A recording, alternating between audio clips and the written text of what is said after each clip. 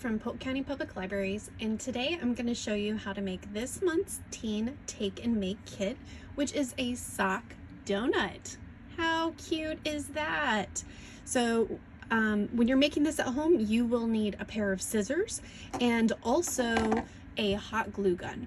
You can use a regular wet glue if you want, like Elmer's glue or a fabric glue, but hot glue is the fastest and it will make your donut look great when you finish it.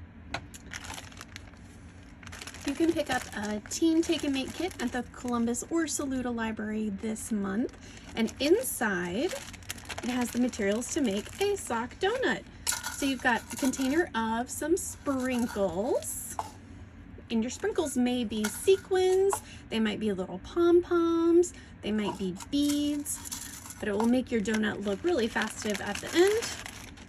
You have a piece of felt, and this is going to be the frosting on your donut. So the frosting I used on this one was white. And then you will have your sock, and the sock is going to be your donut. So this one is kind of like a teal shape.